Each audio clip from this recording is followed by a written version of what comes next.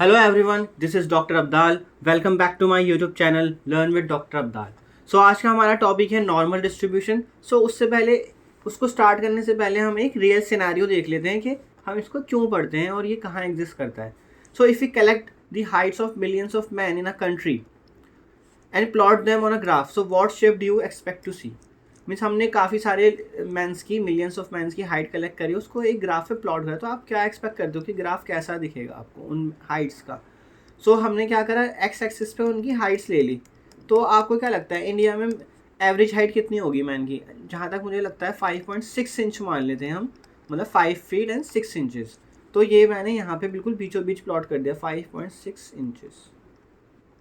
ठीक है, और बाकी पीछे फिर 5, 4, 3 इस तरह से, और आगे 6, 6.5, 7, 7.5 इस तरह से मैंने प्लॉट कर दिया. अगर मैं उनको देखूँ जो, क्योंकि आपका एवरेज बिल्कुल मिडिल में मैंने लिया है, तो क्या होगा यहाँ पे सबसे ज़्यादा मैंस होंगे जिनकी हाइट जो है 5.6 इंचज़ होगी. मतलब यहाँ पे डेंसिटी, यहाँ पे पॉपुलेशन की जो डेंसिटी है इस इंटरवल में 5.6 के आसपास का जो इंटरवल है वहाँ सबसे ज़्यादा होगी.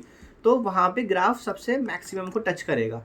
और जैसे जैसे मैं हाइट को बढ़ाता जाऊँगा, जैसे मैं यहाँ पे लेके जा रहा हूँ हाइट को, इस साइड जैसे मैं बढ़ाता जा रहा हूँ हाइट, तो वहाँ पे क्या होगा, उसकी हाइट फिर कम होती चली जाएगी. और फिर जब मैं हाइट को कम कर रहा हूँ, यानी 5 फीट कर रहा हूँ, 4 फीट कर रहा हूँ, तो फिर से हाइट ऑफ मैन कर रहे हैं हम, ना कि चिल्ड्रंस कर रहे हैं या इन्फेंट्स कर रहे हैं हम, मैंस कर रहे हैं जो 18 प्लस होते हैं. तो उसमें हाइट क्या होगी, वो फिर से नीचे गिरने लगेगी जैसे जैसे मैं हाइट कम कर रहा हूँ, और एक टाइम पे वो बिल्कुल ज़ीरो की तरफ चली जाएगी. उसी तरह जब मैं ज़्यादा की तरफ जा रहा हूँ, तो हाइट जब मैं बढ़ा रहा हूँ तो उसमें भी वो एक टाइम के बाद ज़ीरो पे उसकी डेंसिटी. तो आपको ये याद रखना है कि यहाँ पे जो मैं ये पॉइंट वाई एक्सिस पे, जो वाई एक्सिस है ये पॉपुलेशन को डिनोट नहीं कर रहा है. मतलब जो वाई एक्सिस होता है आपका, ये पॉपुलेशन नंबर ऑफ मैंस को डिनोट नहीं कर रहा है, ये डेंसिटी को डिनोट कर रहा है. एक्स एक्सिस तो आपका हाइट को डिनोट कर रहा है, लेकिन जो आपकी जो यहाँ पे वाई एक्सिस है, वाई एक्सिस जो है वो किसको डिनोट कर रहा है, वो डेंसिटी को डिनोट कर रहा है. मतलब एक एक इंटरवल में कितनी डेंसिटी है. क्योंकि अगर मैं फॉर एग्जांपल ये वाली हाइट ले लूँ 5.6123, मतलब 5 फीट और 6123 इंचज़, तो आपको क्या लगता है, क्या हो सकता है ऐसा कोई बंदा होगा, हो सकता है ऐसा कोई एक भी बंदा ना हो जिसकी हाइट बिल्कुल परफेक्टली इस नंबर के इक्वल हो? तो वहाँ पे तो ग्राफ सीधा ज़ीरो पे आ जाएगा ना. मतलब कोई भी बंदा नहीं है, तो वहाँ पे ग्राफ क्या होगा, ऐसे चलते चलते चलते चलते एकदम से वो नीचे गिर जाएगा. तो उसमें कॉन्टिन्यूटी नहीं मेंटेन हो पाएगी. ये वाली जो कंटिन्यूटी हमने यहाँ पे बनाई है, ठीक है, ये वाली कंटिन्यूटी नहीं मेंटेन हो पाएगी. तो हम क्या करते हैं, इसमें पॉपुलेशन को नहीं डिनोट करते ग्राफ पे, हम उसकी डेंसिटी को डिनोट करते हैं. मतलब एक पर्टिकुलर इंटरवल में कितनी पॉपुलेशन है, एक कोई सा भी पर्टिकुलर इंटरवल उठा लो आप, यहाँ से यहाँ ऐसे ऐसे करके कोई सा भी पर्टिकुलर इंटरवल उठा लो, तो हम वहाँ पे देखते हैं कि उसमें कितनी डेंसिटी है. तो जैसे जैसे आप 6 के अबव ले रहे हो, 6 लाइक इस इंटरवल में ले रहे हो, 6 to 6.3 इंचज़ ले रहे हो, तो वहाँ पे वो पॉपुलेशन नीचे आती चली जाएगी, उसकी डेंसिटी जो है वो नीचे आती चली जाएगी, और ग्राफ कुछ इस तरह से ही मेंटेन होगा. तो ये ऑलरेडी स्टडीड डेटाज होते हैं जो परफेक्टली इन ग्राफ को फॉलो करते हैं. ज़रूरी नहीं होता कि हर कोई डेटा जो है वो इसी ग्राफ को फॉलो करे. जो ये पैटर्न मैंने आपको बना के दिखाया है, ज़रूरी नहीं होता कि हर कोई डेटा जो है वो इस पैटर्न को फॉलो करे, लेकिन कुछ डेटाज होते हैं जो बहुत ज़्यादा इसी पैटर्न को फॉलो करते हैं, और यही होता है आपका नॉर्मल डिस्ट्रीब्यूशन का कर्व, जो मैं आपको यहाँ बना के दिखा रहा हूँ. ये नॉर्मल डिस्ट्रीब्यूशन का कर्व होता है, जिसको बेल शेप कर्व भी बोलते हैं.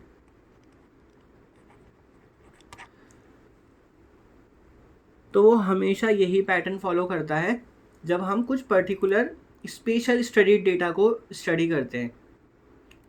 So do you think human heights are random और do they follow a hidden mathematical pattern? तो वो मैथमेटिकल पैटर्न यही है जो बेल शेप कर्व होता है, वो इसको फॉलो करता है. इसी तरह बहुत सी और भी नेचर में चीज़ें होती हैं रियल लाइफ में जो नॉर्मल डिस्ट्रीब्यूशन के कर्व को फॉलो करती हैं.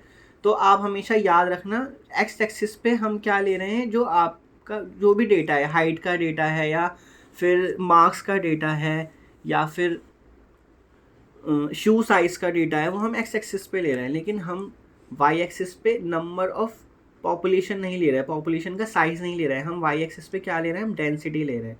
ठीक है, कितनी डेंसिटी, कितना डेटा उस आसपास के इंटरवल में लाई करता है. हमने उसको क्या करा, उसको हमने 100%, जो भी आपके पास पॉपुलेशन थी उसको 100% में कंसिडर करा, और उसको परसेंटेज को डिवाइड करके पूरे कर्व में रख दिया. ठीक है, इस कर्व में डाल दिया हमने, तो इस कर्व के नीचे का जो एरिया होता है वो 1 होता है। और हम कभी कभी ना उसको प्रोबेबिलिटी भी मान के चलते हैं कि फॉर एग्जांपल आपका जो हाइट है, इस यहाँ पे पॉइंट है ये वाला, यहाँ पे मैक्सिमम हाइट जा रही, कर्व की मैक्सिमम हाइट जा रही है, मतलब इस इंटरवल में सबसे ज़्यादा डेंसिटी है पॉपुलेशन की, ठीक है। अब हम क्या कर रहे हैं कि अगर मैं इसमें यहाँ पे लाइन ड्रॉ करूँ तो ये ग्राफ आपको सिमेट्रिकल दिखेगा, मतलब जितना ग्राफ लेफ्ट साइड पे उतना ही ग्राफ राइट साइड पे, तो ये सिमेट्रिकल ग्राफ है। और नॉर्मल की एक प्रॉपर्टी ये भी होती है, जो उसके कर्व के नीचे का एरिया होता है, मतलब ये शेडेड एरिया होता है, वो 1 होता है। तो लेफ्ट साइड वाला एरिया, इस रेड लाइन के राइट साइड वाला एरिया कितना हो जाएगा, 0.5, और राइट साइड वाला भी 0.5 हो जाएगा। तो फिर हम उसे बाद में प्रोबेबिलिटी से रिलेट करके पढ़ते हैं नॉर्मल डिस्ट्रीब्यूशन को। सो आगे हम उसकी और प्रॉपर्टीज देखेंगे तो आपको और क्लियर हो जाएगा। बट आप ये याद रखना, वाई एक्सिस पे हम डेटा को नहीं डिनोट करते हैं, पॉपुलेशन मतलब पॉपुलेशन साइज को नहीं डिनोट करते, हम डेंसिटी को डिनोट करते हैं, क्योंकि हो सकता है कोई एक पॉइंट एक्स एक्सिस पे आपको मिल जाए जहाँ पे कोई भी हाइट वाला बंदा ना हो। फॉर एग्जांपल मैंने बहुत यूनिक हाइट ले ली थी, 5.6123675, ये भी तो रियल एक्सिस पे एक पॉइंट होगा ना यहाँ पे कहीं। अगर 5.6 यहाँ पर है तो 5.61 उसके राइट साइड पे कहीं ना कहीं एक पॉइंट होगा। और अगर उस पर कोई भी मैन एग्जिस्ट नहीं कर रहा जिसकी हाइट ये है, तो आपका ग्राफ तो सीधा वाई एक्सिस एक्स एक्सिस पे आके गिर जाएगा। फॉर एग्जांपल यहाँ पे चल रहा था, चलते चलते एकदम वो 0 पे आके गिरेगा, फिर यहाँ से उठेगा तो उसमें ब्रेक आ जाएगा। तो हम ऐसा स्टडी नहीं करना चाहते, हम ऐसा ग्राफ स्टडी करना चाहते हैं जो नॉर्मल डिस्ट्रीब्यूशन को बिल्कुल फॉलो करे। तो उसमें से हाइट ऑफ मैन या height of man in a country, in a area, in a state, वो हमेशा नॉर्मल डिस्ट्रीब्यूशन को फॉलो करता है। तो ये इसका मेन कॉन्सेप्ट है नॉर्मल डिस्ट्रीब्यूशन का। हम चाहते हैं कि ज़्यादा से ज़्यादा जो हम स्टडी कर रहे हैं वो नॉर्मल डिस्ट्रीब्यूशन को फॉलो करें, ताकि हम उसको ईजिली स्टडी कर सकें with the help of properties of normal distribution. अब नॉर्मल डिस्ट्रीब्यूशन कैसा दिखता है, उसकी प्रॉपर्टीज़ क्या होती हैं वो भी देख लेते हैं। तो मैथमेटिकली नॉर्मल डिस्ट्रीब्यूशन उसका ऑब्वियसली, क्योंकि एक एक्स आपका कंटिन्यूस रैंडम वेरिएबल है जो आप अभी तक पढ़ते आ रहे हो, डिस्क्रीट एंड कंटिन्यूस। तो ये कंटिन्यूस रैंडम वेरिएबल, इससे पहले आपने बाइनोमियल पॉइजन पढ़ा था, वो आपका डिस्क्रीट रैंडम वेरिएबल था। तो उसका जो कर्व होगा उसके कॉरेस्पॉन्डिंग में जो पीडीएफ होगा, प्रोबेबिलिटी डेंसिटी फंक्शन, वो किस तरह का होगा, वो इस तरह से होगा। F X is equal to, इसको इस तरह से लिखते हैं, F X is equal to 1/σ√2 by exponential की पावर, ये पावर में सब कुछ, -12x minus mu by sigma का होल स्क्वायर। तो आप इसे रिलेट कर लो, ये दोनों सेम ही है, बस यहाँ पे क्या करा है, 2 सिग्मा स्क्वायर अलग से करके स्क्वायर अलग कर दिया। तो मैंने इसका स्क्वायरिंग वाली टर्म को एक साथ रखा है और -12 बाहर कर दिया। बट ये एक्सपोनेंशियल की पावर में है जितनी भी ये वाली टर्म है, ठीक है। और ये पूरा आपका x कहाँ से कहाँ लाई करेगा, -∞ टू इन्फिनिटी, पूरे इंटरवल में लाई कर रहा है। और आपको पता होगा, आपने कंटिन्यूस और डिस्क्रीट रैंडम वेरिएबल जब पढ़े थे, तो जब भी पूरे एक इंटरवल में लाई करता है कोई रैंडम वेरिएबल, तो वो कंटिन्यूस का केस बन जाता है, मतलब हम वहाँ पे प्रोबेबिलिटी डेंसिटी फंक्शन को स्टडी करते हैं। और इसमें म्यू क्या है, वो है expectation of x. Expectation of variance की भी आपने वीडियो मेरी देखी होगी, तो वहाँ पे आप देखना एक्सपेक्टेशन क्या होता है। तो इस फंक्शन का मतलब इस रैंडम वेरिएबल एक्स का एक्सपेक्टेशन क्या आएगा, वो आएगा मीन, जो कि म्यू होता है, जिसको हम म्यू से डिनोट करते हैं और मीन बोलते हैं उसको। एंड वेरिएंस ऑफ एक्स क्या आएगा, वो आएगा सिग्मा स्क्वायर, ठीक है। और वही हमने उसमें आपके डेंसिटी फंक्शन में यूज़ भी करें दोनों को, एक्स माइनस म्यू करा है और डिवाइड बाई 2 सिग्मा स्क्वायर करा है। और इसको लिखने का तरीका क्या होता है, x follows normal distribution with parameter mu and sigma square, ठीक है ना। पैरामीटर म्यू है इसका मेन, और सिग्मा स्क्वायर है जो कि वेरिएंस है। मतलब नॉर्मल डिस्ट्रीब्यूशन को स्टडी करने के लिए हमें ये 2 पैरामीटर चाहिए ही चाहिए, तभी हम इसको आगे सॉल्व कर सकते हैं। तो सिग्मा स्क्वायर अगर वेरिएंस है तो सिग्मा क्या होगा, स्टैंडर्ड डेविएशन होगा। सो जैसा कि मैं आपको पहले बता भी रहा था कि नॉर्मल डिस्ट्रीब्यूशन ज़रूरी नहीं होता रियल लाइफ में हर एक डेटा नॉर्मल डिस्ट्रीब्यूशन के कर्व को फॉलो करे। कुछ पर्टिकुलर डेटा होते हैं या फिर आपको स्टडी करना पड़ता है कि वो डेटा फॉलो कर भी रहा है कि नहीं कर पा रहा। तो ये कुछ ऐसे केसेस हैं जहाँ पे नॉर्मल डिस्ट्रीब्यूशन को फॉलो करेगा ही करेगा, like height of adult in a large population, ठीक है। अब हमने देखो जानबूझ के अडल्ट लिख दिया, अगर आप उसमें सारे को ही मिला दोगे तो फिर वो ज़रूरी नहीं है वो फॉलो कर पाए। Then weights of adult within a similar age group, blood pressure in healthy population, then body temperature of humans. अब आप इसमें बॉडी टेम्परेचर ऑफ एनिमल्स भी इंक्लूड करते थे तो फिर वो पैटर्न अलग हो जाता थोड़ा सा। Then birth weights of newborn, तो आपने न्यू बॉर्न का वेट देखा होगा कि एक आपने जो भी फॉर एग्जांपल 2 kg या जितना भी होता है उसका एवरेज, तो मैक्सिमम बच्चों का जो वेट होता है वो ऑलमोस्ट सिमिलर ही होता है। तो तो वो वहाँ पे उसकी डेंसिटी एक मीन के पास जो उसका मीन होता है वहाँ पे उसकी डेंसिटी बच्चों की वेट की डेंसिटी वहाँ ज़्यादा हो जाएगी, और ज़्यादा जैसे जैसे आप वेट बढ़ाते चले जाओगे तो वो कर्व जो है वो नीचे गिरता चला जाएगा, और वो और अगर वेट कम करते चले जाओगे, मतलब ऐसे न्यू बॉर्न जिनका वेट कम हो रहा है पैदा होने के टाइम पे, तो ऐसे बहुत कम ही होते हैं, वो धीरे धीरे जितना जितना वेट कम करते चले जाओगे वो उसकी डेंसिटी उतनी कम होती चली जाएगी कर्व की, according to the Y axis. तो डेंसिटी सबसे ज़्यादा कहाँ पर है, जहाँ मीन है उसका, मतलब एवरेज, जितना एवरेज ऑब्वियसली जितना न्यू बॉर्न का एवरेज वेट होता है वहाँ पे डेंसिटी सबसे ज़्यादा होगी। तो वो हमेशा एक बेल शेप कर्व को ही फॉलो करता है, और वो क्या है आपका नॉर्मल डिस्ट्रीब्यूशन का कर्व है वो। सो hand span, arm length, head circumference, ये सब जो है नॉर्मल डिस्ट्रीब्यूशन को फॉलो करते हैं। अगर आप पॉपुलेशन में से मेंस का या वुमेन्स का डेटा उठाओ तो वो ये नॉर्मल डिस्ट्रीब्यूशन का कर्व फॉलो करते हैं। तो नॉर्मल डिस्ट्रीब्यूशन का कर्व एक्चुअल में है क्या, अगर आप उसकी डेंसिटी फंक्शन से देखो, F X is equal to exponent 1/σ√2π exponential -12 and x minus mu by sigma का होल स्क्वायर, ये था। और x कहाँ फॉलो कर रहा था आपका, x फॉलो कर रहा था -∞ टू इन्फिनिटी। मतलब अगर मैं x की वैल्यू यहाँ पे डालना स्टार्ट करूँ, जो ये आपका x है, ठीक है, मतलब इस x पे मैं वैल्यूज़ डालना स्टार्ट करूँ और उसको प्लॉट करना स्टार्ट करूँ, x की वैल्यू -∞ टू इन्फिनिटी वेरी कर रही है, ठीक है। तो अगर मैं इस फंक्शन को प्लॉट करना चाहता हूँ x की डिफरेंट वैल्यूज़ के लिए, तो वो एक्चुअल में अगर मैं उसको प्लॉट करूँगा तो उसका ग्राफ हमेशा ये बेल शेप कर्व ही बनेगा, इस तरह से ही बनेगा वो। तो यहाँ पे हम क्या कर रहे हैं, एक फंक्शन का ग्राफ प्लॉट कर रहे हैं। जो फंक्शन का ग्राफ आ रहा है उसको हम नॉर्मल कर्व बोल रहे हैं, या नॉर्मल डिस्ट्रीब्यूशन कर्व बोल रहे हैं, या फिर बेल शेप कर्व बोल रहे हैं। वो नॉर्मल डिस्ट्रीब्यूशन को डिनोट रिप्रेजेंट कर रहा है कर्व। सो नेक्स्ट क्या है हमारे पास, properties. So normal distribution also known as Gaussian distribution. So ये भी कभी कभी बच्चे कन्फ्यूज हो जाते हैं, बच्चे नाम को लेके बहुत कन्फ्यूज हो जाते हैं। जैसे Karl Pearson coefficient of correlation है एंड स्पेयरमैन्स रैंक कोरिलेशन है, तो वहाँ वो कन्फ्यूज आते हैं, हमें भाई रैंक निकालनी है या कोएफिशिएंट ऑफ कोरिलेशन निकालना है। तो इसलिए नाम से आप कंफ्यूज मत हुआ करो, आप अच्छे से नोट करा करो उन चीज़ों को कि वो क्या पूछ रहा है आपसे। तो अगर आपसे पूछा जाए फाइंड द गॉसियन डिस्ट्रीब्यूशन या solve it for the Gaussian distribution, तो आपको कन्फ्यूजन नहीं होनी चाहिए, वो एक्चुअल में नॉर्मल डिस्ट्रीब्यूशन की बात कर रहा है। और बेल शेप कर्व, ये तीन नाम हो गए इसके, normal distribution, Gaussian and bell shape curve is a continuous probability distribution that is symmetrical about its mean. तो मतलब जो आपका जो ग्राफ बनता है नॉर्मल डिस्ट्रीब्यूशन का, वो हमेशा मीन के अबाउट सिमेट्रिकल होता है। तो मतलब इसका जो मिडिल पॉइंट है ना, ये म्यू पॉइंट है, यहाँ पे जो पॉइंट है ना, ये म्यू पॉइंट है, मीन है ये। जो मैंने आपको रैंडम वेरिएबल x था जो नॉर्मल डिस्ट्रीब्यूशन को फॉलो कर रहा था with mu and sigma square, तो उसका जो x का जो मीन है, मतलब एक्सपेक्टेशन ऑफ x है, वो म्यू ही आता है। Next, mean, median and mode are equal. तो इसमें हमेशा ये तीनों इक्वल होते हैं। अगर हम उसको ग्राफिकली समझें तो मीन आपका यहाँ पे दे रखा है मिडिल में, ठीक है। अगर मैं ये बात करूँगा इसका मीडियन भी यही है, अगर ग्राफिकल अप्रोच लगाऊँ तो मीडियन क्या करता है, median divides the data into two equal parts. तो अगर आप इसके राइट हैंड साइड पे देखो और लेफ्ट हैंड साइड पे देखो, तो वो डेटा को इक्वल पार्ट्स में ही तो डिवाइड कर रहा है। जितना म्यू के राइट साइड पे कर्व है उतना ही लेफ्ट साइड पे भी कर्व है, जितना एक्स वैल्यूज राइट साइड पे हैं उतनी लेफ्ट साइड पर है। तो ये इसलिए इसका जो मीडियन है वो भी मीन के ही इक्वल है। और मॉड क्या होता है, मॉड होता है जहाँ सबसे ज़्यादा रिपीटिशन होती है, सबसे ज़्यादा फ्रीक्वेंसी होती है। तो आपका जो म्यू के अराउंड जो आप डेटा देख रहे हो, वहाँ सबसे ज़्यादा डेंसिटी वाला डेटा देख रहे हो, तो वहाँ पे सबसे ज़्यादा वैल्यूज, और वो एक हाईएस्ट पॉइंट पे जाके टच कर रहा है, तो म्यू पे ही वो हाईएस्ट पॉइंट आ रहा है, तो इसका मतलब मॉड भी आपका वही बनेगा। तो इसलिए ग्राफिकल अप्रोच से आप सीधा देख सकते हो कि इसका मीन, मीडियन एंड मोड जो है वो इक्वल आता है फॉर नॉर्मल डिस्ट्रीब्यूशन। तो नेक्स्ट पॉइंट है आपका, the curve is symmetrical about the mean. तो वो आपको पता लग ही गया कि जितना मीन के राइट साइड पे उतना ही लेफ्ट साइड पे। The total area under the curve is equal to 1।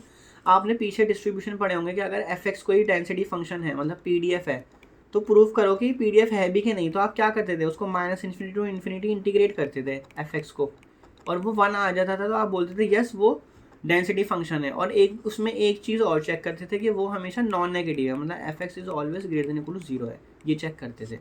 तो जो आपका नॉर्मल डिस्ट्रीब्यूशन का डेंसिटी फंक्शन है σ√2π एक्सपोनेंशियल, तो हमेशा नॉन नेगेटिव ही होता है, तो इसमें तो चेक करने की ज़रूरत ही नहीं है, हमेशा नॉन नेगेटिव वैल्यू देता है ये। और 1/σ√2π ये भी पॉजिटिव है, तो ये हमेशा नॉन नेगेटिव रहेगा। और एरिया अंडर द कर्व का मतलब है आप एफ एक्स का इंटीग्रेशन कर रहे हो, मतलब आप इस एफ एक्स का इंटीग्रेशन कर रहे हो माइनस इन्फिनिटी टू इन्फिनिटी, है ना, माइनस इन्फिनिटी टू इन्फिनिटी इसका इंटीग्रेशन करोगे। अब क्योंकि ये ऑब्वियसली डेंसिटी फंक्शन है नॉर्मल का, तो ये इसका इंटीग्रेशन 1 आएगा, मतलब एरिया अंडर द कर्व क्या आएगा, वो 1 ही आएगा। तो जो आपने ये बेल शेप कर्व बनाया है, इसके नीचे का जो एरिया है, शेडेड एरिया, जो शेडेड पोर्शन है, वो 1 के इक्वल है। तो यही बताया गया है, the total area under the curve is equal to 1 and the area to the left of the mean and right area to the right of the mean are equal, that is each being 0.5। तो जितना right side पर area है वो 0.5 है और जितना left side पर area है वो भी 0.5 है, दोनों इक्वल है। तो इसकी कुछ बेसिक प्रॉपर्टीज़ हैं, ये आपको पता होनी चाहिए, आगे यूज़ हो जाएंगे ये बहुत ज़्यादा। Next, this is also very important. So about 68% of the values lie with in mu plus minus 1 sigma. तो अगर आप ये रेड वाली लाइन देखो, यहाँ पे ये रेड वाली लाइन जो आप देख रहे हो, ये दिखा रहा है कि जब आप एक्स एक्सिस पे यहाँ पर हो गए, यहाँ और यहाँ, मतलब इतने ही, जब एक्स की वैल्यू इतनी वेरी कर रही है म्यू से म्यू प्लस 1 सिग्मा और म्यू माइनस 1 सिग्मा तक ही जा पा रही है वैल्यू, तो उसमें 68% पॉपुलेशन कवर हो गई है आपकी। जो आपने जितनी भी डेटा उठाया है उसका 68% पॉपुलेशन उसी पॉइंट पे कवर हो गई, इसी इंटरवल में, mu plus 1 sigma mu minus 1 sigma. And similarly 95% population कहाँ कवर हो रही है, 95% पॉपुलेशन कवर हो रही है म्यू प्लस 2 सिग्मा और म्यू माइनस 2 सिग्मा पे, जो कि यहाँ तक आया है आपका, mu minus 2 sigma and mu plus 2 sigma तक जा रहा है। और लास्ट आपका जो 99.7% पॉपुलेशन है वो म्यू प्लस 3 सिग्मा, जो कि यहाँ पे ग्रीन लाइन आपको दिखाई दे रही होगी, हॉरिजॉन्टल लाइन, इतने ही में ही आपकी ऑलमोस्ट ग्राफ वहाँ ख़त्म हो जाएगा। उसके बाद वो पैरेलल टू एक्स एक्सिस हो रहा है ग्राफ, उसके बाद जो आपका चल रहा है, तो वहाँ पे 99.7% पॉपुलेशन कवर हो गई है। मतलब बहुत रेयर केसेस है जो आपके बाकी के टेल पे ही एग्जिस्ट करेंगे, जो आपकी ये एक्स एक्सिस में जो mu plus 3 sigma mu minus 3 sigma के बाद की जो एरिया है वहाँ पे लाई करेगी बाकी की पॉपुलेशन। मतलब बहुत कम पॉपुलेशन है। जो अगर आप मान के चल लो कि आपके पास 1 करोड़ पॉपुलेशन है, 1 करोड़ का 1% कितना होगा, 1 लाख होगा। ठीक है, मैं आपको डेटा से नोट, अब यहाँ पे देखो 99.7% पॉपुलेशन कवर हो गई है म्यू प्लस 3 माइनस सिग्मा पे, ठीक है ना, ग्रीन लाइन जो आपको दिखाई दे रही थी वहाँ पे ही पॉपुलेशन आपकी कवर हो गई थी सारी। तो अब आपके पास कितना बचा है यहाँ पे, 0.3% बचा। तो 0.3% कितना हो जाएगा, 30,000 ही होगा बस। 30,000 पॉपुलेशन है जो इधर है और बाकी इस टेल पर है। अगर आपके पास टोटल डेटा कितना था, 1 करोड़ का था, तो आप अंदाज़ा लगा लो 1 करोड़ में से सिर्फ 30,000 ही है जो म्यू प्लस 3 सिग्मा और म्यू माइनस 3 सिग्मा के बाद एग्जिस्ट करती है। बाकी क्योंकि रेयर केसेस हैं वो मतलब हाइट ज़्यादा है, बहुत ज़्यादा है, या हाइट बहुत कम है, वो बहुत रेयर केसेस होते हैं। या फिर न्यू बॉर्न बेबी का वेट बहुत ही ज़्यादा है या बहुत ही कम है, ऐसे केसेस बहुत कम होते हैं, इसलिए वो पॉपुलेशन बहुत कम ही रहती है। तो वो बिल्कुल एग्जैक्टली इन इंटरवल्स में सिमट जाती है, म्यू प्लस 3 सिग्मा और म्यू माइनस 3 सिग्मा में, जो आपकी एवरेज के आसपास ही रहती है, म्यू के आसपास रहती है। सो नेक्स्ट है हमारे पास स्टैंडर्ड नॉर्मल डिस्ट्रीब्यूशन। तो स्टैंडर्ड नॉर्मल डिस्ट्रीब्यूशन कैसे बनता है, अगर आपका एक्स कोई नॉर्मल डिस्ट्रीब्यूशन है जो फॉलो कर रहा है नॉर्मल को with mean mu and venue sigma square, तो आप स्टैंडर्ड नॉर्मल डिस्ट्रीब्यूशन जेड कैसे बनाते हो, x minus mu by sigma करके। तो ये आपका जो जेड है वो आ जाता है standard normal variable, standard normal variable जो फॉलो करता है नॉर्मल डिस्ट्रीब्यूशन को ही फॉलो करता है ये भी, बस उसका मीन क्या हो जाता है 0 और वेरिएंस हो जाता है 1। तो अगर मैं इस वाले कर्व में जो आपका एफ एक्स था 1 sigma under root 2 pi exponential minus half X minus mu by sigma का होल स्क्वायर था, ठीक है, ये था आपका डिस्ट्रीब्यूशन। अगर मैं X minus mu by sigma को, जो कि मैंने यहाँ लिया वो जेड है, इसको पुट कर दूँ तो क्या हो जाएगा, मतलब कि मैं म्यू को 0 ले लूँ और सिग्मा स्क्वायर को 1 ले लूँ, तो सिग्मा स्क्वायर 1 लेने का मतलब है सिग्मा की वैल्यू 1 हो गई। तो ये क्या बन जाएगा 1/√2 पाई एक्सपोनेंशियल माइनस हाफ, और x minus mu by sigma तो आपका क्या बन गया जेड, तो जेड का स्क्वायर। तो जो आपका ये बना है यहाँ पे वो देखो, वो आपका डेंसिटी फंक्शन बन गया स्टैंडर्ड नॉर्मल डिस्ट्रीब्यूशन का, ठीक है। तो हम आगे जो क्वेश्चंस करते हैं वो हम x की फॉर्म में नहीं करते हैं, हम करते हैं वो z की फॉर्म में। मतलब x को कन्वर्ट कर लेते हैं z में। किस तरह से? x में से म्यू को माइनस करके और सिग्मा से डिवाइड करके हम उसे z में कन्वर्ट कर लेते हैं, और बाकी के क्वेश्चन हम जो है वो z से ही करते हैं। तो z follows a normal distribution with parameter 0 and 1। इसको लिखते हैं ऐसे, मतलब उसका मीन 0 होगा और स्टैंडर्ड डेविएशन या वेरिएंस 1 होगा। So mean and variance of standard normal distribution is 0 and 1। अब ये कैसे आता है? z आपको पता था x minus mu by sigma था, ठीक है। अगर मैं इसका एक्सपेक्टेशन निकालना चाहूँ तो x minus mu by sigma, तो एक्सपेक्टेशन की प्रॉपर्टी क्या होती है? जो कांस्टेंट होता है वो सीधा सीधा बाहर आ जाता है, तो अंदर क्या बचेगा? x minus mu. ये मैंने एक्सपेक्टेशन की वीडियो में आपको बताया था इसकी प्रॉपर्टीज़, तो आप वहाँ से सीख सकते होगे। तो ये सिग्मा हो गया, तो expectation of x minus expectation of mu, और एक्सपेक्टेशन ऑफ x को क्या लिखते हो आप? म्यू लिखते हो। और एक्सपेक्टेशन ऑफ अ कांस्टेंट क्या होता है? वो कांस्टेंट ही रहता है, तो वो म्यू आ गया दोबारा से, है ना। ये प्रॉपर्टी थी ना कि एक्सपेक्टेशन ऑफ सी सी, तो वहाँ से प्रॉपर्टी यूज़ करी तो म्यू माइनस म्यू तो 0 आ गया, जो कि ये वाला पार्ट प्रूव हो गया। अब वेरिएंस भी देख लेते हैं। वेरिएंस ऑफ z मतलब variance of x minus mu by sigma, ये देखना है हमें। तो वेरिएंस में से जब कांस्टेंट बाहर आता है तो उसका स्क्वायर हो जाता है, तो सिग्मा स्क्वायर हो गया। अंदर क्या बचा? Variance of x minus mu. अब वेरिएंस की प्रॉपर्टी भी देख लेना आप वीडियोस में जाके। तो variance of x plus Y क्या होता था? बीच में माइनस हो या प्लस हो, प्लस ही हो जाएगा। वेरिएंस ऑफ म्यू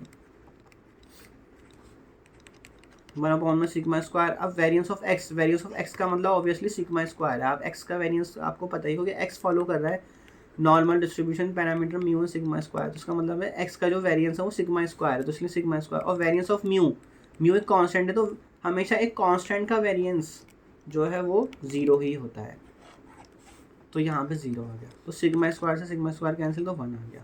तो वेरिएंस ऑफ z क्या आ जाएगा? वो 1 आ जाएगा। तो ये आप एक्सपेक्टेशन और वेरिएंस की प्रॉपर्टीज़ अच्छे से देखना, तो आपको ये इजीली सॉल्व हो जाएगा। इसमें कोई ज़्यादा बड़ा मैथमेटिकल चीज़ नहीं लग रही है, आप इसको इजीली सॉल्व कर सकते हो। So cumulative distribution function of standard normal variable. तो क्यूमुलेटिव क्या होता था? क्यूमुलेटिव आपको याद होगा, इसको वैसे हम फाई से लिखते हैं, जो आप f से लिखते थे, कैपिटल F से। इसका मतलब होता है probability of z less than equal to small z, मतलब, या फिर आप याद होगा ऐसे लिखते थे, x less than equal to small x, F X is equal to ये। क्यूमुलेटिव इस तरह से लिखते थे ना। हम z में आ गए तो हम z से डिनोट कर रहे हैं। इसका मतलब होता था minus infinity to small z, और जो भी आपका डेंसिटी फंक्शन है, z का जो डेंसिटी फंक्शन है उसकी रिस्पेक्ट में आप उसको इंटीग्रेट कर रहे हो।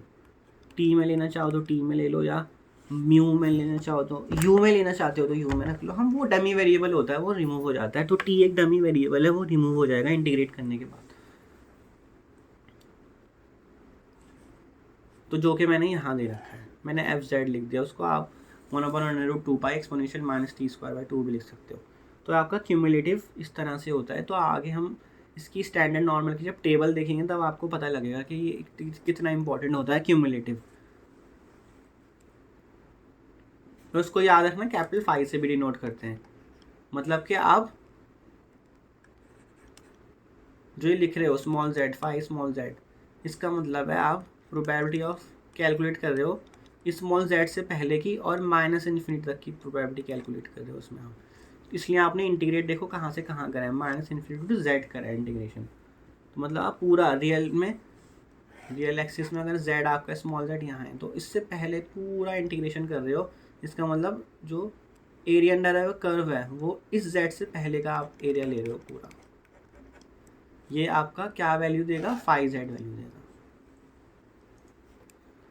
फाई जेड मतलब area under the curve before the point small Z. Small Z से पहले जितना भी एरिया अंडर द कर्व है वो आपको इस क्यूमुलेटिव फंक्शन से कैलकुलेट होके पता लग जाएगा। सो 2 common forms of normal tables, तो इसी का पार्ट है। एक तो क्यूमुलेटिव है आपके पास जो आपने अभी स्टडी करा, एक तो टेबल आपको इस फॉर्म में दे रखी होगी। मतलब क्या है वो टेबल का? मतलब क्या है इसका? मतलब ये जो एरिया, जो आपने ये इंटीग्रेशन सॉल्व करा होगा ना, सॉल्व करने के बाद जो उसकी वैल्यू आ रही होगी उसकी टेबल आपको गिवन होगी। उस टेबल से आप डायरेक्टली वैल्यू देख सकते हो। फॉर एग्जांपल आपने probability of capital Z less than equal to 1 निकाला, तो इसका मतलब क्या हुआ? Minus infinity to 1 F Z, जो आपका नॉर्मल स्टैंडर्ड नॉर्मल का PDF है वो TDT, जैसे कि यहाँ लिखा हुआ देखो। तो स्मॉल z को क्या करा हमने, स्मॉल z की जगह आप कोई सा भी पॉइंट रख सकते हो, तो कोई सा भी पॉइंट रखोगे तो वहाँ पे वो उसकी वैल्यू जो सॉल्व हो जाएगी, स्मॉल z को फॉर एग्जाम्पल 2 दे दिया, तो सॉल्व जो वैल्यू होके आएगी वो एक टेबल में आपको गिवन होगी, मतलब वो एक रियल नंबर करके गिवन होगा आपको, एक रियल नंबर की फॉर्म में। इंटीग्रेशन करोगे तो ऑब्वियसली वो सॉल्व होने के बाद फाइनली एक नंबर में रिड्यूस हो जाएगा ना, वो आपको टेबल की फॉर्म में गिवन होगा। या फिर 0 to z टेबल भी हो गया आपके पास। 0 to z टेबल का मतलब है कि उसमें सिर्फ और सिर्फ जो प्रोबेबिलिटी कैलकुलेट होगी वो 0 से z स्मॉल z कैलकुलेट होगी, मतलब 0 to स्मॉल z, और fz आपका जो PDF है उसका इंटीग्रेशन होगा। जैसे कि यहाँ देखो लिखा हुआ है 0 to z, तो दो तरह की टेबल हो गई, एक -∞ to z। -∞ to z का क्या मतलब है, आप स्मॉल z से पहले का जितना भी एरिया है ना वो सॉल्व करना चाह रहे हो, वो डायरेक्टली आपको टेबल में गिवन होगा। या फिर 0 to z का मतलब है आपको सिर्फ 0 यहाँ दे रखा है अगर, और z यहाँ दे रखा है, तो आपको सिर्फ इस एरिया में इंटरेस्टेड है।